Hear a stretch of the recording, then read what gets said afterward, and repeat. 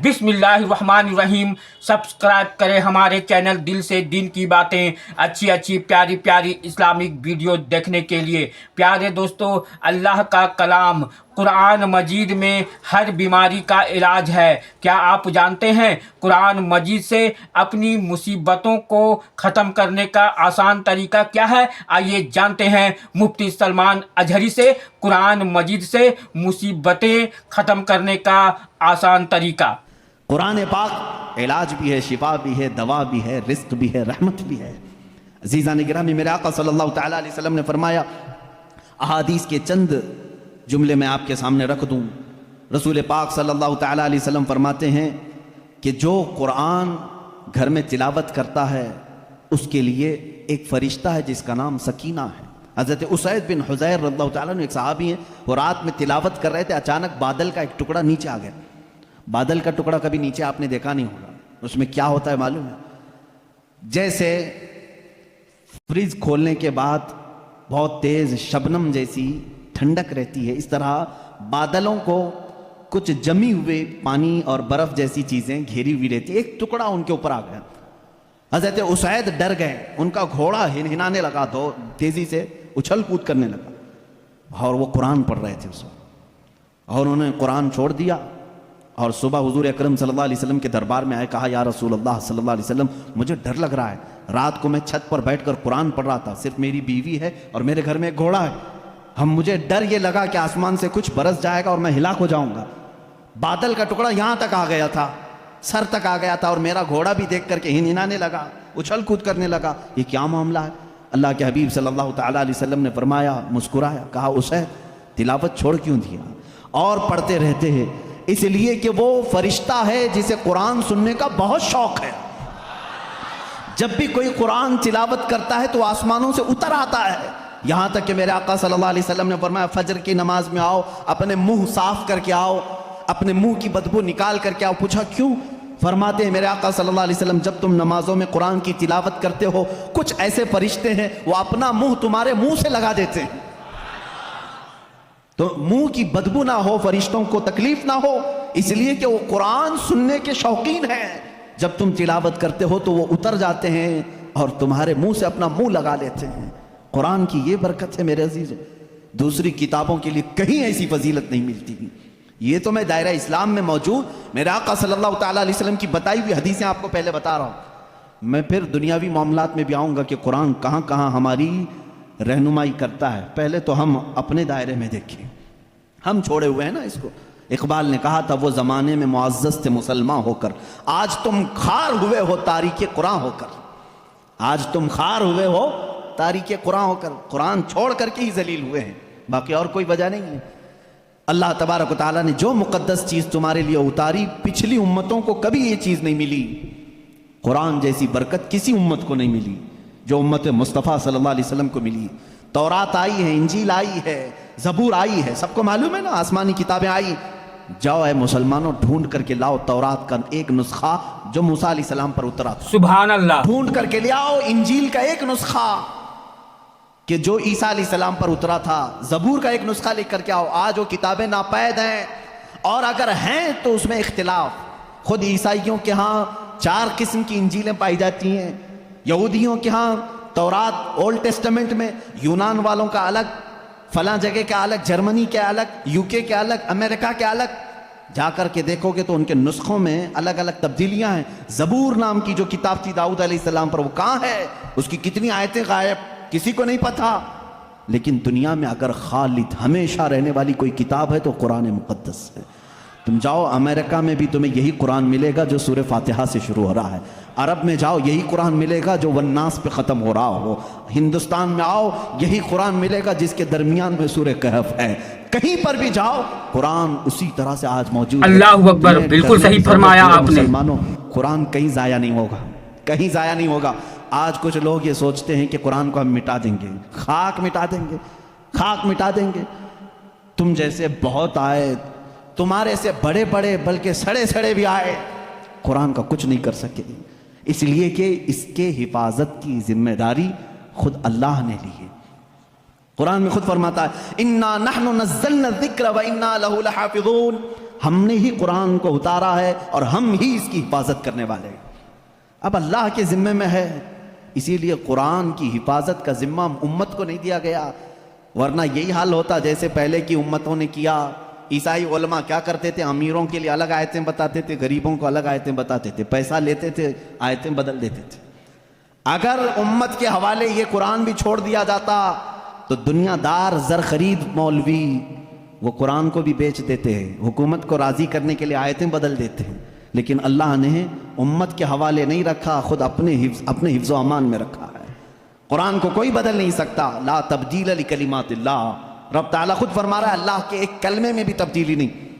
خوف کس بات کا تمہیں؟ اس کی قرآن کی اتنی حفاظت کی گئی ہے کہ اس کے سارے الفاظ گن کے رکھ لیے گئے ہیں، ایک لفظ بھی اگر کم ہو گیا تو پتہ چل جائے گا یہ قرآن نہیں ہے۔ الفاظ تو دور کی بات ہے میرے عزیزو، اس کی صورتیں محفوظ ہیں، 114 صورتیں ہیں، اس میں ایک کم بھی نہیں ہوگی، زیادہ بھی نہیں ہوگی۔ ہم یہ سب محفوظ ہیں، جو عالم ہوگا، جو حافظ ہوگا، کروڑوں کی تعداد میں علماء بھی ہیں، وہ سب کو معلوم ہے، یعنی قرآن کی یہ باتیں جاننے والے علماء کی بات کر رہا ہوں، سب کو معلوم ہے کہ قرآن میں 114 صورتیں ہیں، 540 رکوع ہیں۔ اتنا ہی نہیں بلکہ اس کے جو ہے حرف بھی گن لیے گئے، آیتیں بھی گن لی گئی ہیں، 6666 آیتیں ہیں، حروف بھی گنے گئے ہیں، زبر بھی گنے گئے ہیں، زیر بھی گنے گئے ہیں، بلکہ اس کے نقطے بھی گن کے رکھے گئے ہیں، کہیں ایک نقطہ بھی کم نہیں کر سکو گے۔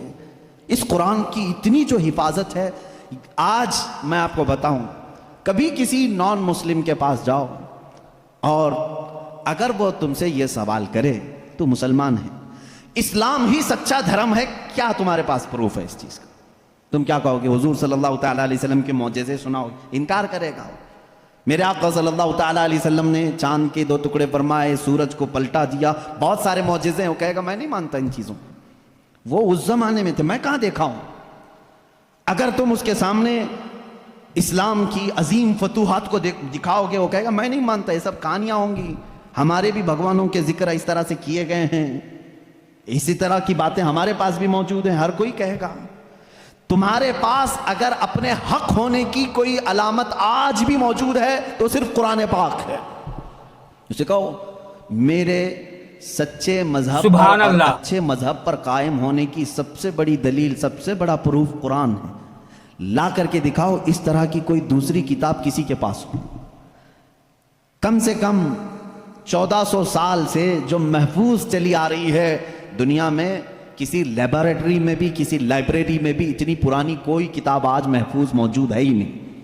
یہ میری بات نہیں، ساری دنیا کا جو دوسرے ریلیجن سے تعلق رکھتے ہیں ان کا بھی یہی قول ہے کہ قرآن سے زیادہ محفوظ اس دنیا میں اب کوئی چیز نہیں رہ گئی۔ اس کی حفاظت کو اللہ نے اس طرح سے ترتیب دے کر فرمایا ہے کہ مسلمان اپنے بچوں کو حافظ قرآن بناتے ہیں اور اس کی حفاظت میں لگے ہوئے ہیں۔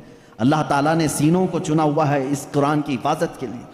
خیر میرے عزیزوں، احادیث کریمہ میں یہ ہے، حضور اکرم صلی اللہ تعالیٰ علیہ وسلم فرماتے ہیں قیامت کے دن ایک بندہ آئے گا جو قرآن تلاوت کرتا تھا، اللہ اس کے اکبر، حساب کی بالکل باری صحیح آئے گی، فرمایا آپ نے۔ اللہ تعالیٰ اس سے فرمائے گا اقرأ القرآن وارتقی ورتل، اے بندے قرآن یہاں پر بھی پڑھ جیسے دنیا میں پڑھتا تھا، جیسے تو قرآن پڑھتا تھا یہاں پر بھی پڑھ، اور جب تک وہ پڑھتا رہے گا رب تبارک تعالیٰ فرماتا ہے ورتقی ورتل، ایک آیت پڑھ ایک درجہ اوپر، دوسری آیت پڑھ دوسرا درجہ اوپر، تیسری آیت پڑھ تیسرا درجہ اوپر، جنت میں وہ درجے طے کرتا جاتا رہے گا، جہاں جا کر کے وہ قرآن کی تلاوت ختم کرے گا کہا جائے گا یہی تیرا درجہ ہے۔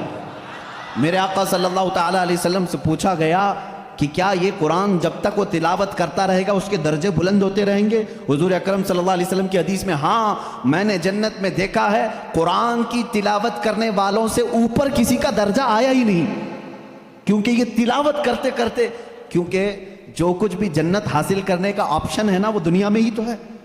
تم اتنی نمازیں پڑھو تو یہ جنت ہے، اتنے روزے رکھو تو یہ جنت کا دروازہ تمہارے لیے، حج کرو تو یہ جنت کا دروازہ تمہارے لیے، سارے آپشن جنت حاصل کرنے کے دنیا میں ہیں۔ یہ دارالعمل ہے، مرنے کے بعد عمل ختم ہو جائے گا، لیکن قیامت میں صرف ایک عمل ہے جس کو پھر رب تعالیٰ ریپیٹ کروائے گا، وہاں نہیں کہا جائے گا نماز پھر سے پڑھ کے دکھا، حج کر کے دکھا، روزہ رکھ کے دکھا، ختم ہو گئے اعمال. لیکن قرآن پڑھنے والے کو کہا جائے گا اب بھی چاہتا ہے تو پڑھ اور اوپر چل جا اور بڑھتا جا.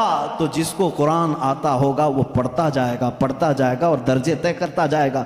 یہ فضیلت میرے آقا صلی اللہ تعالیٰ علیہ وسلم نے سنائی. اور یہ جو حدیثیں میں ذکر کر رہا ہوں متفق علیہ اور صحیح احادیث آپ کے سامنے ذکر کر رہا ہوں. یہاں تک کہ حضور اکرم صلی اللہ تعالیٰ علیہ وسلم کی ایک حدیث ہے، قیامت کے دن وہ بچے جنہوں نے قرآن کو اپنے سینے میں رکھا تھا وہ بلائے جائیں گے، اللہ کا کلام یاد کیا. تو جب وہ آئیں گے تو رب تبارک و تعالیٰ ان بچوں کو بعد میں فرمائے گا ان کے والدین کے سر پر پہلے تاج رکھا جائے. البس والداہ تاجن یوم القیامت. رسول کریم صلی اللہ علیہ وسلم فرماتے ہیں قیامت کے دن ایسا تاج پہنایا جائے گا جس سے سورج کی روشنی بھی پھیکی پڑے. اہل محشر پوچھیں گے یہ کیا نبی ہیں، یہ صدیق ہیں، یہ کون ہیں؟ تو فرشتے کہیں گے نہ یہ نبی ہیں، نہ صدیق ہیں، نہ شہداء ہیں، بلکہ صرف ایک حافظ قرآن کے ماں باپ ہیں. صرف ایک حافظ قرآن کے ماں باپ ہیں. جب ماں باپ کو تاج پہنایا جا رہا ہے تو جس کے سینے میں قرآن تھا اس کو کیا کیا جائے گا؟ رب تعالیٰ اس کے لیے فرماتا ہے، میرے آقا صلی اللہ علیہ وسلم نے فرمایا اس حافظ قرآن کو بلایا جائے گا اور اس سے کہا جائے گا ایسے 10 لوگ تیرے خاندان کے جن پر دوزخ میں جانا واجب ہو گیا، ان کا ہاتھ پکڑ، صرف اس کی برکت سے میں ان کی جہنم کی سزا کو معاف کر کے تیرے ساتھ جنت عطا کروں گا. اس کی سفارش قبول کی جائے گی. لیکن یاد رکھیں میرے عزیزو، حافظ قرآن کی آیات پر عمل کرتا ہو، اس کا ادب بھی کریں، احترام بھی کریں. آج زمانے میں حفاظ قرآن کے ساتھ بہت ہی برے سلوک دیکھنے کو ملتے ہیں. یاد رکھیں قیامت کے دن وہ اس عذاب میں مبتلا ہوں گے جو قرآن کی بے حرمتی کرنے والے کا عذاب ہوگا، کیونکہ وہ حافظ قرآن کی بے ادبی کرتے ہیں. ہمارے بزرگان دین جو سلف صالحین ہیں، میں نے پڑھا بھی ہے، بزرگان دین کا طریقہ تو یہ ہوتا تھا کہ اگر کوئی حافظ قرآن زمین پر بیٹھا ہے تو وہ کبھی اوپر نہیں بیٹھتے تھے. ہاں اگر وہ خود حافظ قرآن ہیں تو پھر دونوں کے معاملات ایک طرح کے ہیں. لیکن کوئی حافظ قرآن نہیں ہے اور کوئی حافظ نیچے بیٹھا ہے تو علماء بزرگان دین اس کو بے ادبی محسوس کرتے تھے. اللہ کا کلام سینے میں لے کر وہ نیچے ہے اور بغیر حفظ قرآن کیا ہوا اوپر بیٹھا ہے. اس کو بزرگان دین نے بے ادبی محسوس فرمائی. بہرحال قرآن ایک ایسا جامع نظام اللہ تعالیٰ نے تمہیں عطا کیا اور اس کی فضیلتیں میں نے بتائی. اور سب سے بڑی بات کیا ہے معلوم ہے؟ قرآن اللہ نے اتارا، آیتیں ساری اللہ اکبر، بالکل صحیح فرمایا آپ نے. اس کی پہلی آیت جو اتری اقرا بسم ربک الذی خلق، غار ہرا میں واقعہ آپ کو معلوم ہوگا. میرے آقا صلی اللہ تعالیٰ علیہ وسلم پہاڑ پر ایک غار ہے آج بھی مکہ کے کنارے، غار ہرا اس کو کہتے ہیں، جبل نور.